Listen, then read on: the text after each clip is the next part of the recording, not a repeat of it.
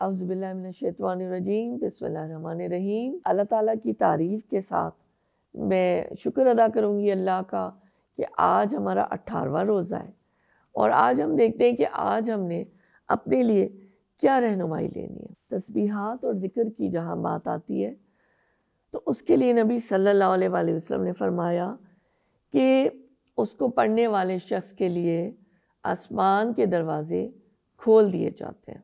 ایک دفعہ پھر یاد دہانی ہے کہ نماز میں جو ہم درود پڑھتے ہیں تو ہم پھر اس بات کو اپنے لیے اور تازہ کریں کہ ہم نے محسن انسانیت حضرت محمد صلی اللہ علیہ وآلہ وسلم کی ان کوششوں اور ان مشقتوں کو یاد رکھنا ہے کہ جس طرح سے انہوں نے دین کو پھیلایا، اور آپ صلی اللہ علیہ وآلہ وسلم پر سلامتی، رحمتیں اور برکتیں ہوں۔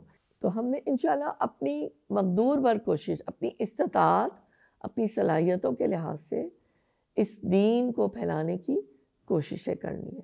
انفاق فی سبیل اللہ کے لیے دیکھتے ہیں کہ نبی سے پوچھا گیا افضل صدقہ کون سا ہے؟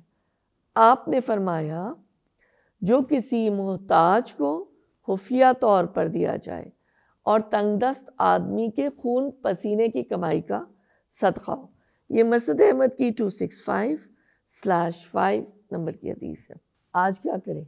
نبی صلی اللہ علیہ وآلہ وسلم کے لیے خصوصی رحمت کی دعا کریں، نبی صلی اللہ علیہ وآلہ وسلم پر درود پاک پڑھیں۔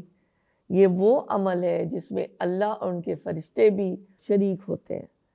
اور پھر ایک اور بات کہ جس شخص کا آخری کلمہ لا الہ الا اللہ ہوگا وہ جنت میں داخل ہوگا۔ تو یہی آج کے ٹیک ہوم پوائنٹس ہیں۔ اللہ تعالیٰ ہمارے لیے آسانیاں کریں۔ وآخر دعوانا ان الحمد للہ رب العالمین۔